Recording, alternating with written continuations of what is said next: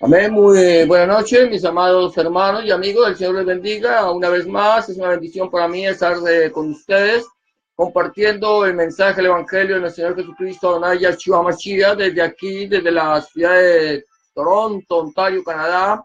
Y es mi oración en esta noche que la palabra de Dios, que es viva, eficaz y más cortante que toda espada de filos, fluya, corra y sea glorificada en sus vidas. Quiero también en esta noche que vamos a seguir compartiendo acerca de la palabra del Señor y más específicamente de la carta que escribió el apóstol Pablo a los Corintios, su primera carta. Vamos a estar meditando en la palabra del Señor. Recuerda bien que la palabra del Señor dice que nunca se apartará de tu boca este libro de la ley, de la Torá, sino que de día y de noche meditarás en él para que guardes y hagas conforme a todo lo que en él está escrito, y entonces harás prosperar tu camino y todo te saldrá bien. Estamos aquí no para estudiar la palabra de Dios, estamos aquí no para leer la palabra de Dios, estamos aquí para meditar la palabra de Dios, para escudriñar la palabra de Dios y para aprender de la palabra de Dios. Hoy vamos a estar entonces, alabado sea el nombre del Señor, tratando un tema que está basado allí en la primera carta del apóstol San Pablo a los Corintios, en el capítulo 4, desde el versículo 14 hasta el 21. Capítulo 4, 14 al 21, y el título que quiero darle en esta noche a esta enseñanza es Un verdadero maestro. Un verdadero maestro. Recuerda que Pablo, cuando él comenzó su ministerio, el Señor lo llamó, él ya era un maestro de Israel, era un rabino de Israel, él era una persona conocedora, profundamente conocedora de la palabra de Dios, del Tanakh, de la Torá, de los escritos, de todo. Él conocía perfectamente la palabra de Dios, había sido criado a los pies de Gamaliel, pero cuando él tiene un encuentro personal con Hamashiach, con el Señor Jesucristo, la vida de Pablo da un giro de 180 grados. Pablo era un hombre religioso, un hombre que venimos diciendo conocedor de las escrituras, pero religioso en extremo. Un fanatismo religioso había en él, de tal manera que él, por su celo de la palabra, viene a convertirse en un perseguidor de los del camino, de los nazarenos, de los que seguían a Yahshua y creían en él como en el Mesías prometido. Ahora bien, cuando Pablo, aún respirando amenazas contra los hermanos, va y pide cartas a los principales sacerdotes para ir hasta Damasco y llevar a aquellos que proclamaban el nombre de nuestro Señor Jesucristo, Adonai Yahshua Mashiach, llevarlos a la cárcel. Cuando Pablo tiene este encuentro personal con nuestro Señor Jesucristo, con Adonai Yahshua Mashiach, él inmediatamente puede entender que realmente el celo religioso que él tenía, le tenía enceguecido, tenía un velo delante de sus ojos que no le permitía ver más allá que de la letra, de conocer una letra muerta. Pero ahora él empieza a entender el mensaje del Evangelio, empieza a predicar el mensaje del Evangelio del reino, mostrando que Jesús es el Mesías, que en él se cumplen todas las escrituras. Es una persona conocedora y por lo tanto, al ser conocedora de la palabra de Dios, entonces tiene autoridad para hablar de ella. Ahora bien, estamos diciendo, Saulo o Pablo, como lo conocemos, era un conocedor profundo de las escrituras y era un maestro de las escrituras. Él llega, él va predicando el evangelio, primeramente a los judíos y después se va a los gentiles y empieza a predicar a la iglesia de Corinto, la cual ministra durante 1 año y medio. Eso lo hemos venido hablando desde un principio. Y después, cuando él se va, viene Apolos y vienen otros maestros a enseñarle a la iglesia de Corinto la palabra de Dios. Y al estar enseñando la palabra de Dios, entonces llega un momento en que la iglesia, al ir creciendo, se va formando un partidismo. Se va volviendo ya de ser la iglesia, de ser el cuerpo, a ser un movimiento religioso, de tal manera que los hombres empiezan a poner su mirada en el hombre. Empezaron a poner su mirada en Pablo, empezaron a poner su mirada en Apolos, empezaron a poner su mirada en Cefas, de tal manera que ya cada uno decía yo le pertenezco a Pablo, otro decía yo le pertenezco a Apolo, y otro decía yo le pertenezco a Cefas o a Pedro. Pero Pablo tiene que decirles, mire, ustedes están equivocados. Ustedes no le pertenecen ni a Pablo, ni a Apolos, ni a Cefas. Ustedes le pertenecen a Yahshua HaMashiach, a nuestro Señor Jesucristo. Él pagó el precio por ustedes. Pablo no ha muerto por ustedes. Apolo no murió por ustedes. Cefas no ha muerto por ustedes. Ninguno ha podido redimirlos a ustedes. Por lo tanto, aunque ellos no puedan redimirlo a ustedes, ellos les están predicando a ustedes el mensaje del evangelio del reino. Ahora bien, estamos diciendo, Pablo encuentra ciertas dificultades en la iglesia de Corinto. Se da cuenta por lo de Chloe, que le dice, mire, la iglesia está pasando por esta, aquellas y las otras dificultades, están pasando esas cosas. Y entonces Pablo, como maestro de la iglesia, como pastor de la iglesia, entonces al sentir su preocupación por la iglesia, escribe a la iglesia y empieza a decirle lo que está escuchando, lo que él sabe, lo que está sucediendo. Y ahora entonces le dice, mire, yo a ustedes les voy a exhortar acerca del evangelio del reino, que ustedes tienen que poner su mirada en Cristo, en Hamashiach. No hay otro nombre bajo el cielo dado a los hombres en el cual podamos ser salvos. Ahora, Pablo aquí ha venido diciendo, habla con un poco de ironía acerca del ministerio apostólico, acerca de cómo ellos han sido despreciados, han sido, se les ha mirado como insensatos, como débiles, como todo esto. Pero a pesar de esto, a pesar de todo esto, Pablo lo está diciendo para exhortar la iglesia, para ver que la iglesia se dé cuenta de que ellos están ahí es para alimentarles a ellos, para darles la comida espiritual no adulterada, para que ellos crezcan para salvación.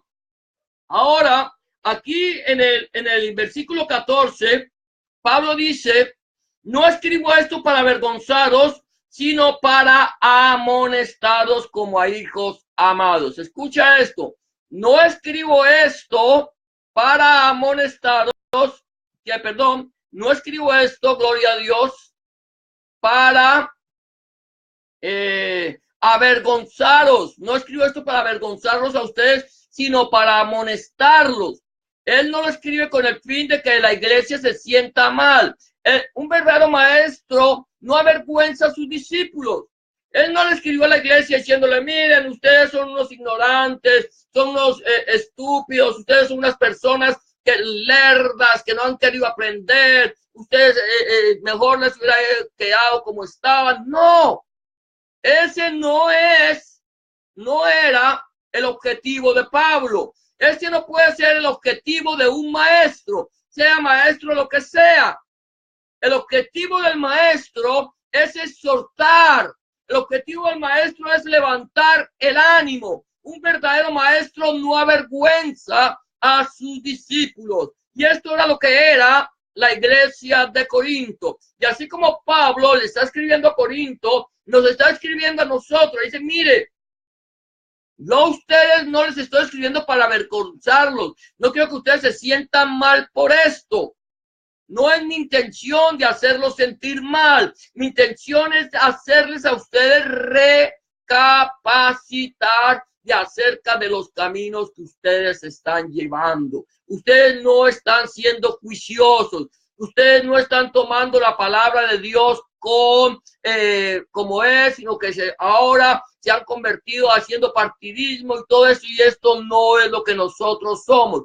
Nosotros somos un cuerpo. Ahora Pablo dice, yo no les escribo a ustedes esto para avergonzarlos. No era la intención de Pablo, como venimos diciendo, avergonzar a la iglesia. La intención de Pablo era amonestarla. ¿Cómo?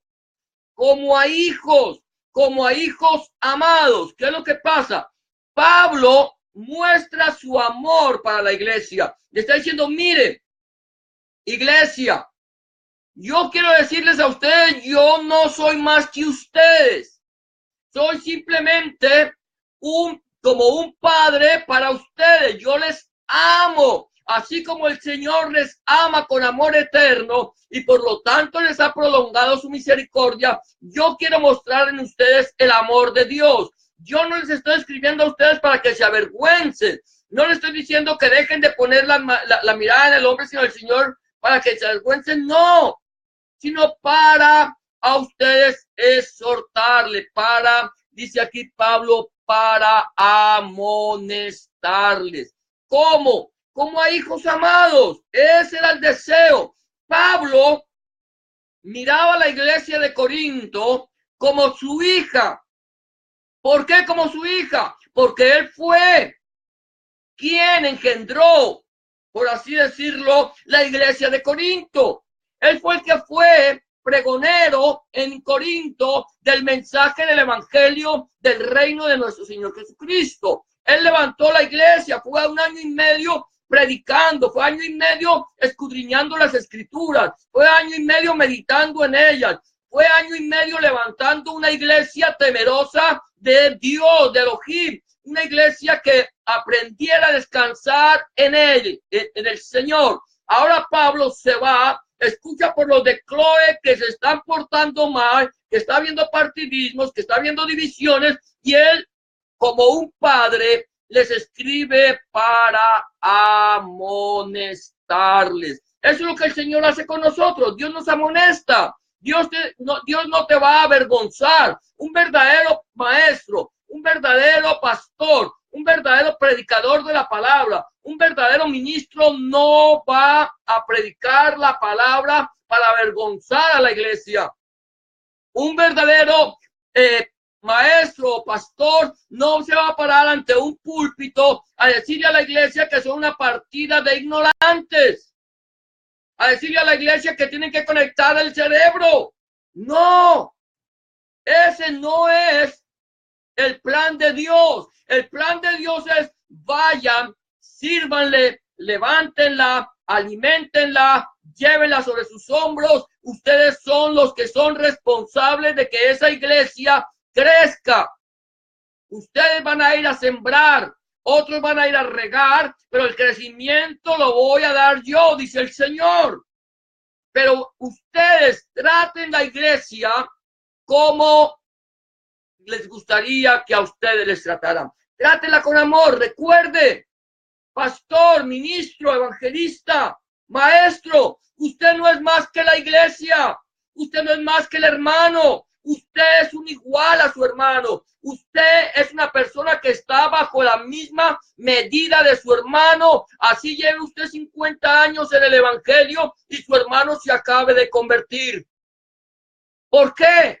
Porque Dios nos ama a nosotros a todos por igual. Pablo está escribiendo aquí en su primera carta a los Corintios, en el capítulo 4, en el versículo 14, le está diciendo, no escribo esto para avergonzarlos, sino para amonestarlos como a hijos amados, porque el padre que ama a su hijo, desde temprano lo corrige. Si yo veo que la iglesia está desviándose del camino del Señor, mi obligación como maestro, mi obligación como pastor, mi obligación como ministro es enderezar la iglesia, no según mi concepto, no según lo que yo creo, no lo que a mí me parece, sino lo que la palabra de Dios enseña. Tenemos que ceñirnos a la palabra de Dios. No podemos añadirle ni quitarle. No podemos predicar lo que yo creo, pienso o me parece.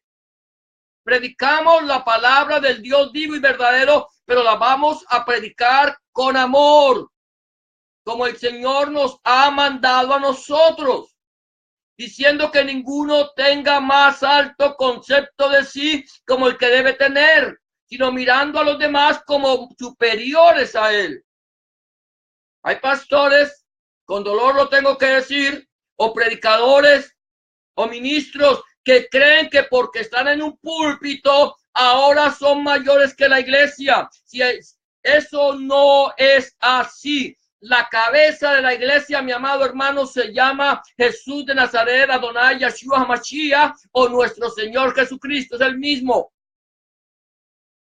Señor. Él es la cabeza y él es el que da la orden. Aquí no hablemos de que nosotros somos cabezas visibles. Nosotros somos ministros del evangelio y siervos del Señor Jesucristo. Por eso predicamos el evangelio y debemos predicarlo con amor. Que cuando yo vea que la iglesia se está desviando, entonces amonestarla como hizo el apóstol Pablo con la iglesia de Corinto. Entonces estamos hablando que un verdadero maestro no avergüenza a sus discípulos.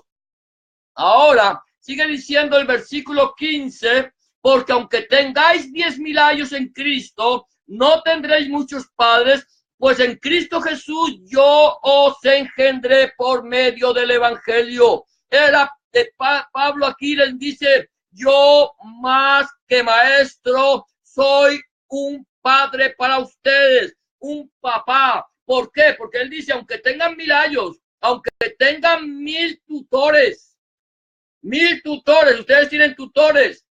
Apolos es un tutor. Cefas era otro tutor. Cada uno de aquellos que estaban puestos para predicar el mensaje del evangelio eran tutores. Eran quienes le estaban dando la enseñanza. Pero Pablo dice, mire, aunque ustedes tengan 1,000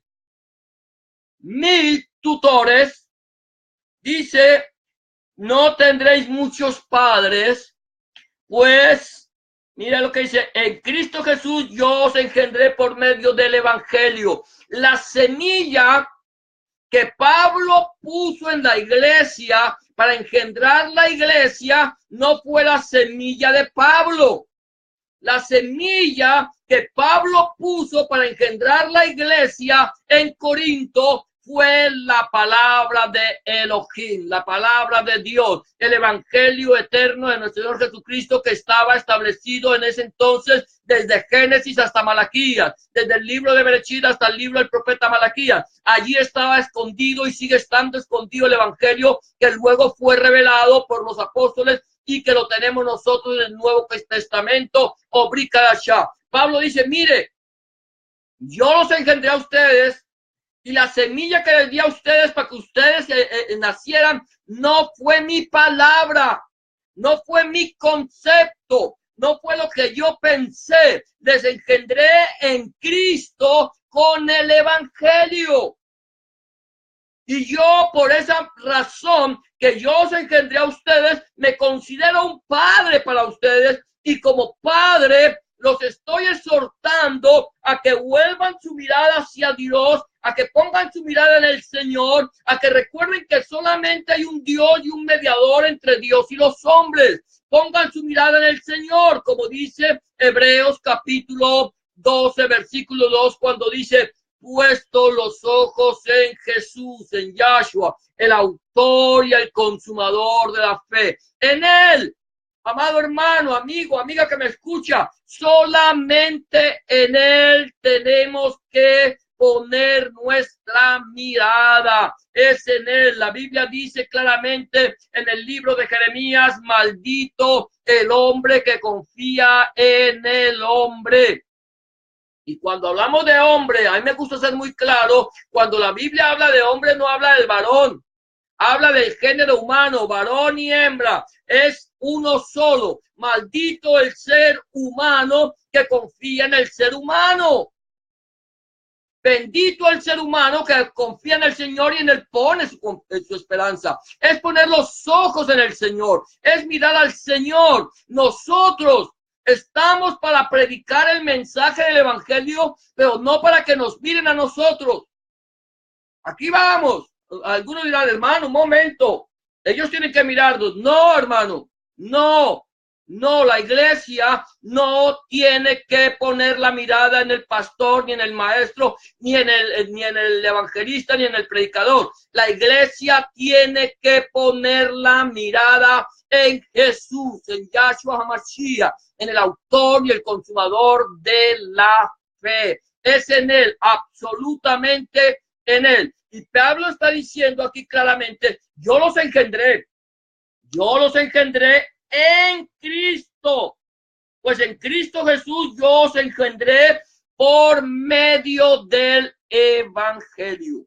Entonces, número uno, encontramos que un verdadero maestro no avergüenza a sus discípulos. Un verdadero maestro no va a poner a sus discípulos por debajo, no los va por debajear, no le va a decir aparecido, no le va a decir igualado. No, un verdadero maestro lo va a mirar como a sí mismo, lo va a mirar de la manera que Cristo lo mira a él. Ese es podríamos decir, tiene que ser un fruto del verdadero maestro.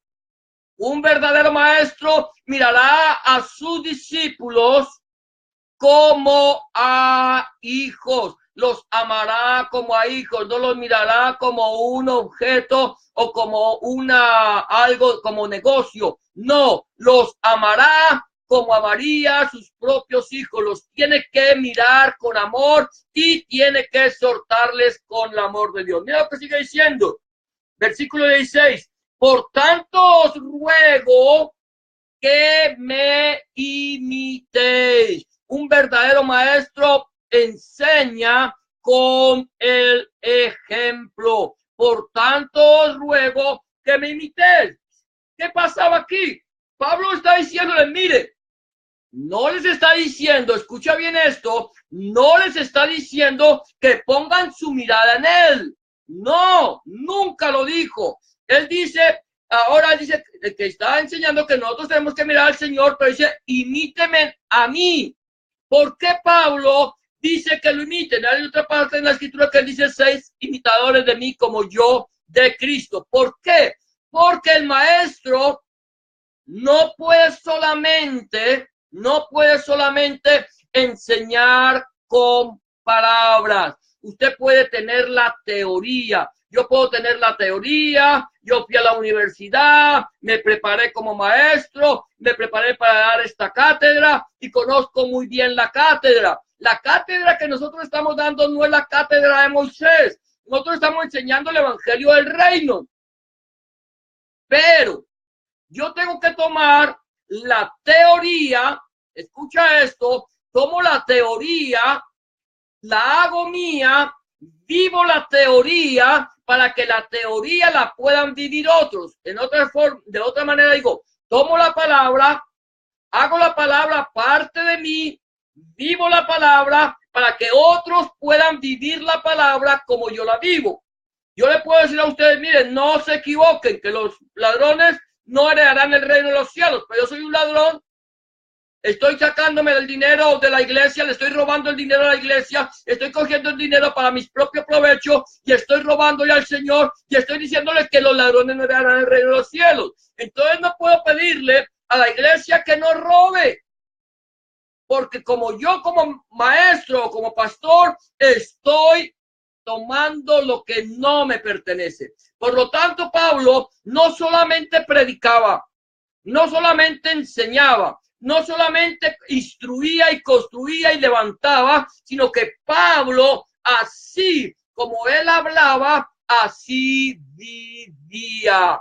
Hay que vivir el evangelio, mi amado hermano. Hay que vivir el evangelio, mi amado amigo. Hay que vivir la palabra. La palabra es viva, eficaz y más cortante que toda espada de dos filos. Tenemos que vivir conforme a la palabra. Por eso Pablo le dice a la iglesia, mire, número uno, no les estoy escribiendo para avergonzarlos. Número dos, los estoy escribiendo como un padre a sus hijos. Y número 3, le estoy diciendo, imíteme a mí. Hay un cantante puertorriqueño, que yo creo que tú lo conoces, que canta música de alabanza. Él se llama, ¿cómo es que? Bueno, no recuerdo, pero él dice, ayúdame, Señor, Porque yo quiero ser como tú. ¿Por qué yo quiero ser como tú? Porque mi hijo quiere ser como yo. Dani Berríos, un cantante puertorriqueño. Ayúdame, que yo quiero ser como tú porque mi hijo quiere ser como yo. Que mi hijo vea en mí el ejemplo y mi hijo desee imitarme. Eso es lo que Pablo decía. Miren, vean el ejemplo en mí, cómo yo les he hablado, cómo yo he vivido. Yo estuve 1 año y medio con ustedes y nunca fui una carga para ustedes. Les prediqué el evangelio gratuitamente y viví conforme al evangelio. Por eso les ruego que me imiten. Un verdadero maestro enseña, mi amado hermano y amigo, con el ejemplo. Si tú estás predicando el mensaje del evangelio, si tú quieres predicar el mensaje del evangelio, si tú quieres llevar la palabra del evangelio, tienes que vivir el evangelio. Tenemos que vivir el evangelio. Tenemos que ser honestos delante de la presencia del Señor y delante de la presencia de los hombres. Yo no puedo ser simplemente aparentar honestidad delante de los hombres cuando delante de la presencia del Señor estoy siendo deshonesto. Pablo dice, os ruego que, por tanto, os ruego que me imitéis. Ahora, número 4, otros son los que dan testimonio del maestro. No soy yo el que doy testimonio de mí. Jesús dijo, yo no doy testimonio de mí, otros dan testimonio de mí. El Padre da testimonio de mí. Ahora Pablo está diciendo aquí, mira, en el versículo 17 dice, por esto mismo os he enviado a Timoteo, que es mi hijo amado y fiel en el Señor, el cual os recordará mi proceder en Cristo de la manera que enseño en todas partes y en todas las iglesias. Mira, esto es bien interesante. Dice Pablo, le voy a enviar a mi hijo Timoteo. Timoteo, así como la iglesia de Corinto, había sido engendrado por Pablo en Cristo a través del evangelio. Timoteo conoció al Señor a través de Pablo y ahora Pablo lo ve como un hijo, al igual que a la iglesia de Corinto la ve como una hija o ve a los miembros de Corinto como sus propios hijos. Ahora él dice, por esto mismo os he enviado a Timoteo. Envía a Timoteo, que conocía muy bien cómo andaba Pablo, cómo procedía. Él sabía muy bien cómo era la actitud de Pablo. Conocía a Pablo muy íntimamente. Era una persona que estaba muy ligada a Pablo y de tal manera él estaba aprendiendo de Pablo no solamente de palabras, sino de hecho. Estaba viendo en Pablo una persona irreprensible. Nadie podía reprenderle ni reprocharle nada porque él era una persona que andaba conforme a la palabra de Dios. Ahora dice, les envío a mi hijo Timoteo, a Timoteo que es mi hijo amado y fiel al Señor, el cual os recordará. ¿Cómo recordar? ¿Cómo recordar? ¿Qué les iba a recordar? Mi proceder.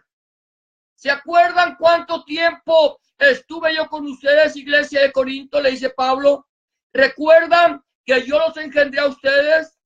¿Recuerdan que yo me sentaba con ustedes, abríamos la Torá, abríamos el Tanakh, abríamos la palabra y a través de la palabra escudriñábamos y veíamos cómo en la palabra se cumplía, que toda la palabra se cumplía en Hamashíach, nuestro Señor Jesucristo? ¿Recuerda, iglesia, esto? Recuerda, iglesia, que yo nunca fui carga para ustedes. Recuerda, iglesia, que yo procuré hacer todo con mis propias manos. Si lo recuerdan, pues si no lo recuerdan, va a ir Timoteo y les va a recordar cómo era mi proceder en Cristo cuando estaba con ustedes. Pablo tenía confianza. Sabía que nada había defraudado a la iglesia y que había alguien que iba a dar testimonio de él. De la manera, dice, le recordará mi proceder en Cristo, de la manera que enseño en todas partes. ¿Se acuerda, iglesia, cómo les enseñé la palabra? ¿Se acuerda, iglesia, cómo yo les llevé el mensaje, el evangelio gratuitamente? ¿Se acuerda, iglesia, que yo a ustedes no anduve pidiéndoles ofrendas ni cosas semejantes? ¿Se acuerdan que yo estuve con ustedes por amor a ustedes? De la misma manera que les enseñé a ustedes, así enseño a las otras iglesias. De la misma manera como me comporté con ustedes, así me comporto con las otras iglesias. Y será Timoteo quien dé testimonio. Será Timoteo quien les hablará, no yo. Yo no les voy a decir ni me voy a recomendar por mí mismo. Será Timoteo quien les recordará cómo era mi proceder, y será Timoteo quien les recordará cómo es mi proceder con las otras iglesias y cómo enseño en todas partes y en todas las iglesias. Ahora, esto es lo que estamos viendo de un verdadero maestro. Un verdadero maestro son otros los que dan testimonio de él, pero un verdadero maestro, esto es interesante, expone a los arrogantes. Un verdadero maestro expone a los arrogantes. ¿Sabías tú que en la iglesia hay arrogancia? Que en la iglesia hay arrogantes, que en la iglesia hay personas que llegan y se paran en la iglesia y ya miran a la iglesia como si estuvieran flotando. ¿Han visto ustedes quizás en alguna iglesia donde el ministro ya mira a la iglesia como si fueran ellos un objeto y él fuera aquella persona que es digna de adoración? Hay muchas iglesias que hoy por hoy están los que ministran, si son ministradores, ellos se inflan, se hinchan, ellos son arrogantes, y entonces ellos son los todopoderosos de la iglesia. Y Pablo está claro aquí, un verdadero maestro expone a los arrogantes, porque es que hay arrogantes, hermano. Pero vamos a ver cómo los expone. Aquí dice Pablo en el versículo 18. En el versículo 18, Pablo dice, 1 Corintios 4, si tú tienes una Biblia y estás mirando, lo puedes mirar. Dice, mas algunos están envanecidos como si yo nunca hubiese de ir a vosotros. Algunos están envanecidos. La palabra envanecido que se utiliza ahí en el Nuevo Testamento es inflados, hinchados. Algunos están hinchados, algunos están envanecidos, algunos ya se están volviendo soberbios, arrogantes, algunos ya están mirando la iglesia como si fueran los dueños de ella. ¿Se acuerda de Diótrefes? Algo de, no recuerdo, Diótrefes, cuando Juan dice que Diótrefes no permite que enseñe la iglesia y impide, y aún al mismo Juan le estaba impidiendo, como Diótrefes había, hay muchos, y hoy por hoy hay muchos que se inflan, que se creen dueños y señores de la iglesia.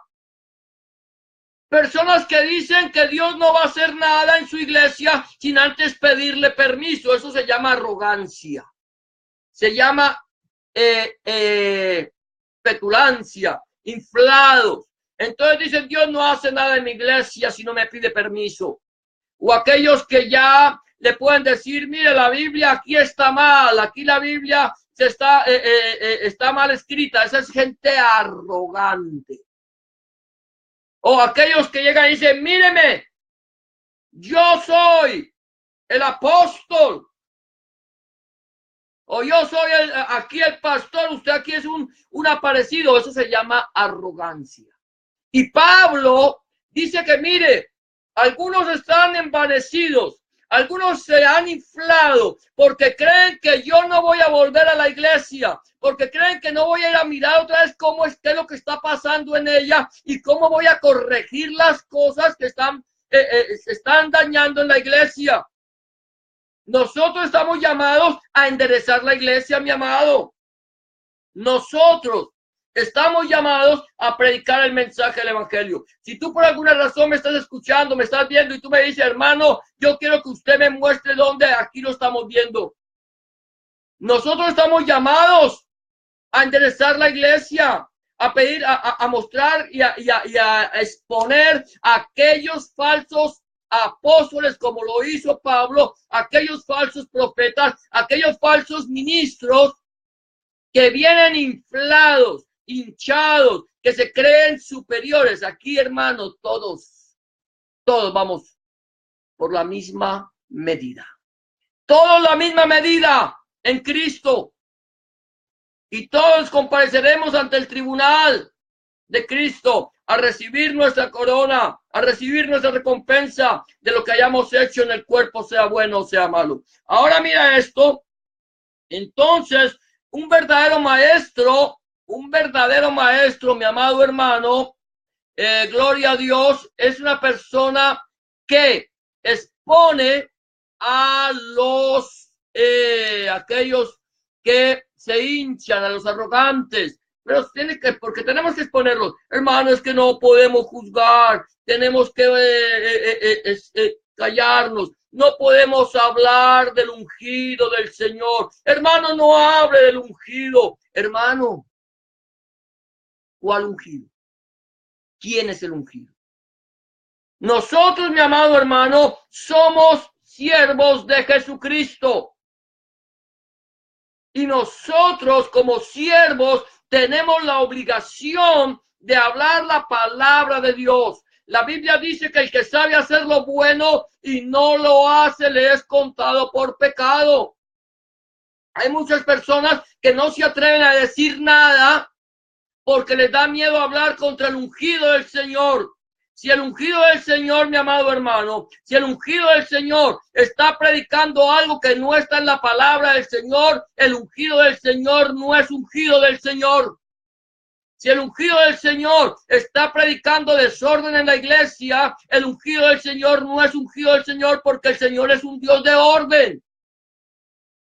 Si el ungido del Señor está hablando de una palabra nueva, de una palabra fresca, que no lo enseña la palabra del Señor, el ungido del Señor no es ungido del Señor, y usted tiene toda la autoridad para poderlo mostrar y poder exponer a tal persona, porque tal persona no es ungido del Señor. Si no está de acuerdo a la palabra del Señor, no es ungido. Usted tiene toda la autoridad como oveja, como siervo, como miembro del cuerpo de Cristo, a exponer a esos falsos que se hincharon, que se inflan, que miran la iglesia por encima y la por debajean. Nosotros estamos para mirar la iglesia por encima. Si tú eres ministro del evangelio, mira tu iglesia como si tu iglesia fuera superior a ti. Mira tu iglesia como si tu iglesia estuviera sobre tus hombros. Mira tu iglesia con el amor de un padre. Mira tu iglesia como la iglesia de Jesucristo y enséñala y dirígela como el Señor te ha llamado a dirigir la iglesia. Reconoce como siervo de Cristo, como ministro del evangelio, que tú no eres ninguna cabeza visible, que tú eres un siervo y que la única cabeza del cuerpo se llama Jesucristo. Hermano, yo soy la cabeza visible de la iglesia, hermano. ¿De dónde sacó eso? Hermano, si usted cree que es la cabeza visible de la iglesia, permítame decírselo con todo temor y temblor. Si usted cree como ministro que es la cabeza de la iglesia, mándeme el texto bíblico, donde dice que usted es cabeza de la iglesia.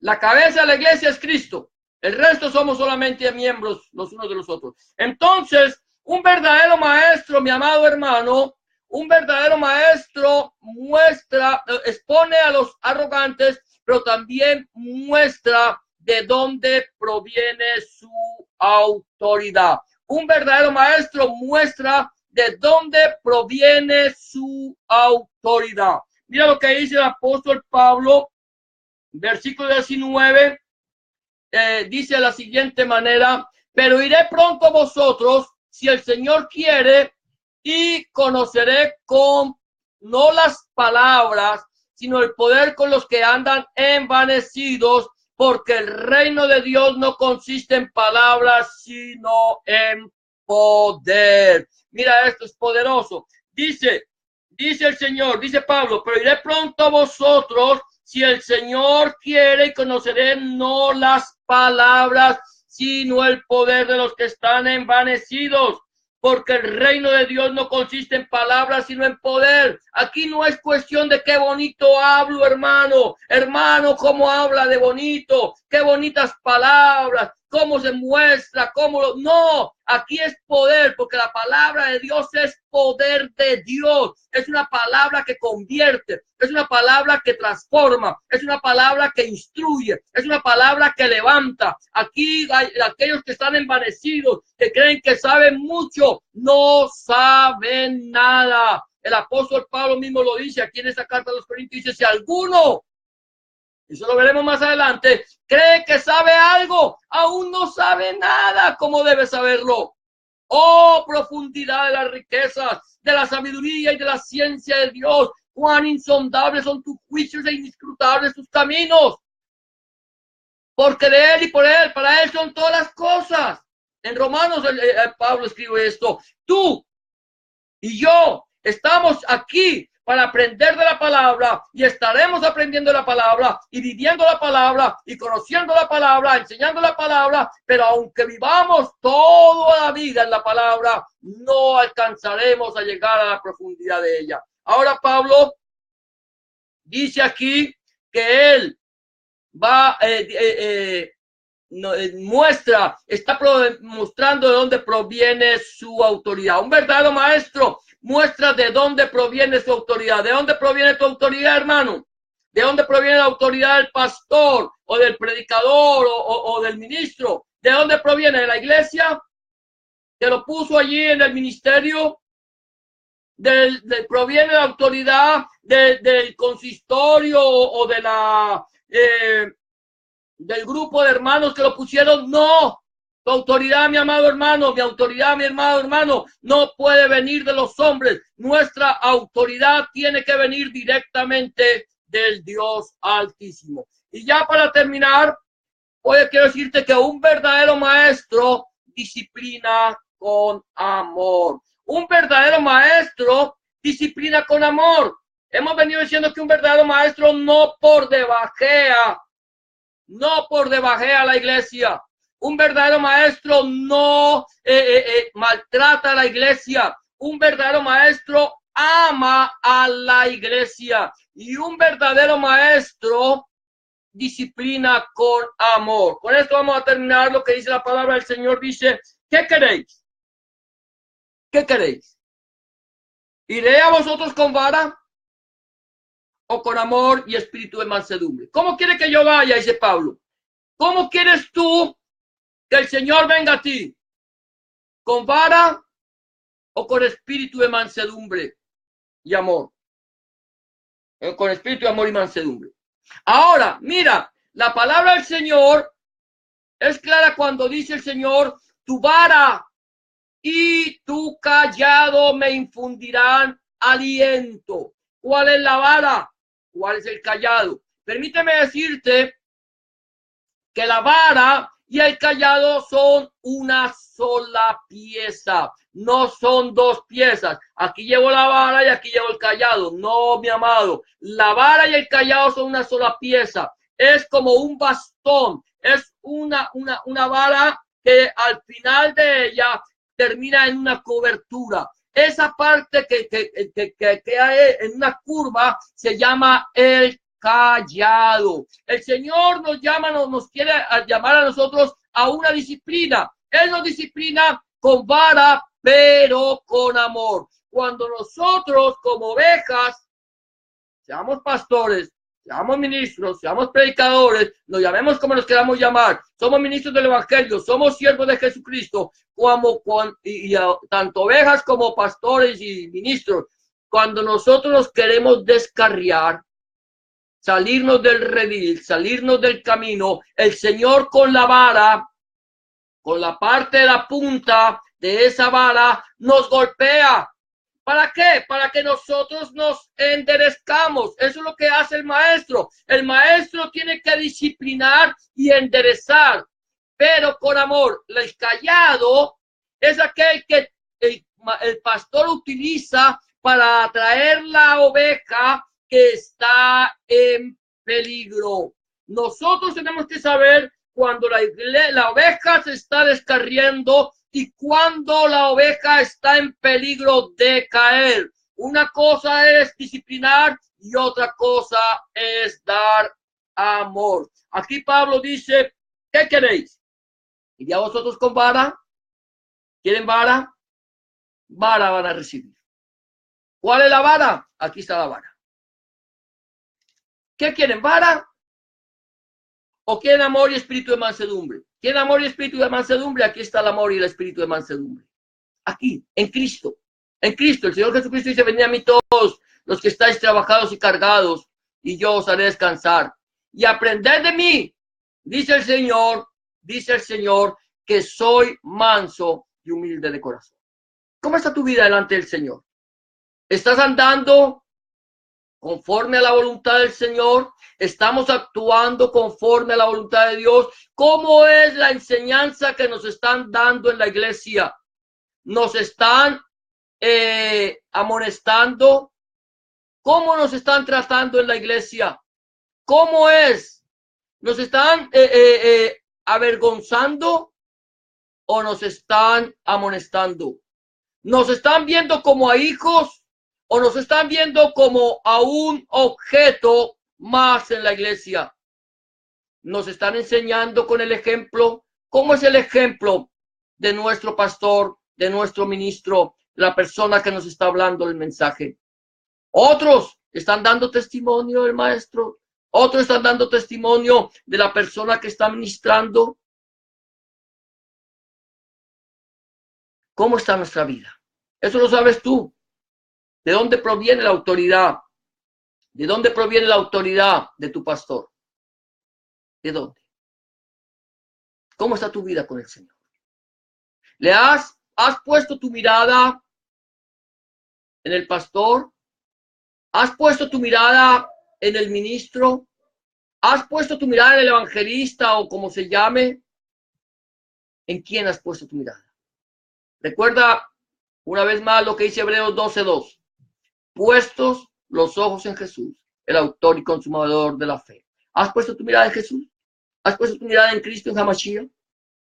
Si aún no has puesto tu mirada en el Señor, permíteme decirle que hay un solo Dios y un solo mediador entre Dios y los hombres, nuestro Señor Jesucristo, Adonai Yeshua Mashiach. Porque no hay otro nombre bajo el cielo dado a los hombres en el cual podamos ser salvos. Si aún no has entregado tu vida a Cristo, este es el día aceptable, esta es la hora de salvación. Es el momento en que tú le digas, Señor Jesús, yo quiero aprender de ti. Yo quiero que tú seas mi maestro. Yo quiero que tú me enseñes. Yo quiero poner mi mirada en ti. Yo quiero que tú entres en mi vida y me cambies. Si lo quieres hacer, si no lo has hecho, yo te invito a que hagas una oración de fe como la que te voy a proponer. Solamente tienes que decirle en este momento, Señor Jesús, en este momento vengo delante de tu presencia, reconociendo que he pecado, reconociendo que he hecho lo malo delante de tus ojos y que no soy digno o digna de ser llamado tu hijo, tu hija. Te pido que me perdones, que cambies mi vida, que entres en mi corazón y hagas de mí una nueva criatura. Te recibo en mi corazón como mi único y suficiente Salvador. Toma, Señor, control de mis emociones. Escribe mi nombre en el libro de la vida. Borra mis rebeliones, mis pecados.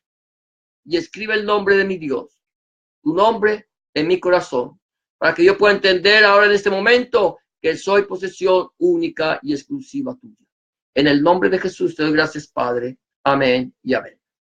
Si tú has hecho una oración de fe como esta, ten la confianza que el Señor Jesús ya está en tu corazón. Ahora, lo único que me queda por aconsejarte, número 1, si no tienes una Biblia, busca una Biblia. Consigue una Biblia en tu librería cristiana más cerca a tu casa o en las sociedades bíblicas de tu ciudad. Número 2, léela, escudriñala. Habla con Dios en oración y pide al Espíritu Santo que te ilumine la palabra. Empieza a leerla a partir de los evangelios, puede ser Mateo, Marcos, Lucas, Juan, y empieza a meditar en ella. Habla con Dios en oración todos los días.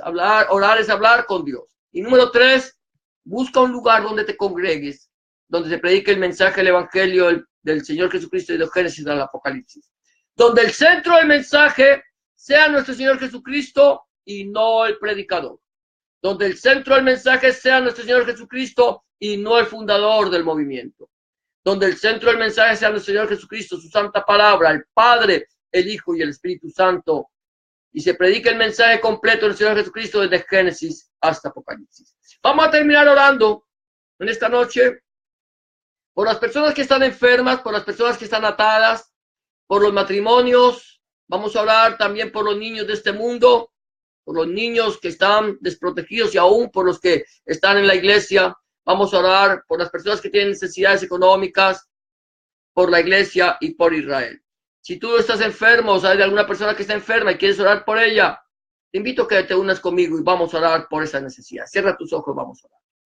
Bendito Padre, Dios nuestro, una vez más delante de tu presencia, Señor, estamos para darte gracias, para bendecirte, para glorificarte, para exaltar tu nombre precioso, Padre Santo, el Dios de la gloria. Gracias, Señor, por permitirnos en esta noche, este remanente, Señor, precioso, congregarnos a escuchar tu palabra, Padre. Gracias, Señor, te pedimos que tu palabra, que es viva, eficaz y más cortante que toda espada o filo, fluya, corra y sea glorificada. Ahora, Padre, Señor, queremos presentarte, amado Dios, a aquellas personas que en este momento, Señor, padecen alguna enfermedad del cerebro, del corazón, Señor, de los pulmones, riñones, Señor, del estómago, del hígado, del páncreas, de los intestinos, enfermedades en los huesos, en la piel, Padre Santo, en el nombre poderoso de Jesús de Nazaret, te suplicamos, Rey de Reyes, estés tú sanando, Padre, pon tu mano sanadora sobre cada uno de mis hermanos, Señor, sobre aquellas personas que han pedido oración, Señor, y sánales en el amor de tuyo, Señor, por el poder de tu Espíritu Santo. Te lo suplicamos, amado Dios. Ahora, Padre, Señor, también te pedimos, Señor, por aquellas personas que están atadas, Señor, por aquellas personas, Señor, aquellos que tienen espíritu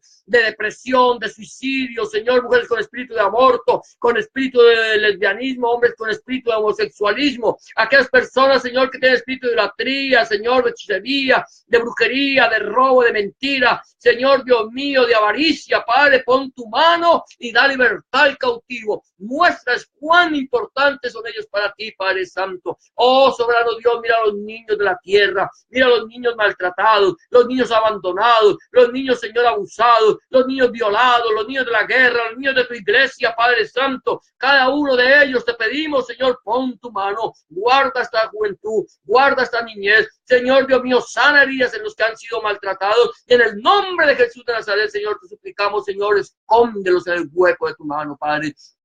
Oh, soberano Dios, mira aquellas personas que están en una necesidad económica. Señor, bendíceles su alacena, bendíceles su artesa y amasar, bendíceles su entrar y su salir, Señor, y el campo de su trabajo. Provee fuentes de trabajo el que no la tiene, Padre Santo, en el nombre de Jesús de Nazaret te lo suplicamos, Padre. Mira, Señor, Dios mío, Padre Santo, esos matrimonios que se están, Señor, desbaratando, que están rompiendo, Señor, únelos con cuerdas de amor que no se puedan romper. Señor, muéstrale, Señor, que lo que tú uniste, que no puede separar el hombre, que no lo separe el hombre, Padre. En el nombre poderoso de Jesús te lo suplicamos, Padre. Pon tu mano soberana, Padre Santo. Mira, Señor, tu iglesia en los países comunistas, en los países musulmanes, en los países occidentales, Padre, en cualquier lugar del mundo donde ha sido atacada. Señor, te pedimos, Señor, fortalece tu iglesia y haz de ellos, Señor, guerreros, Señor, no solamente de oración, Señor, sino hombres, Señor, que se levanten y se pongan en la brecha, Señor, a predicar el mensaje del Evangelio, Padre. Mira, Señor, Dios mío, Padre Santo, al pueblo de Israel, bendícelo, Señor, pon tu mano sobre él, que ellos puedan conocer a Hamashiach, a Jesús como el Mesías, y para que el velo caiga y sean salvos, Padre. Bendice, Señor, a Jerusalén, la eterna e indivisible capital de Israel, Señor, y pon tu mano sobre ella, en el nombre de Jesús de Nazaret, porque tú eres el reino, el poder y la gloria para siempre, Cristo Jesús. Amén y amén.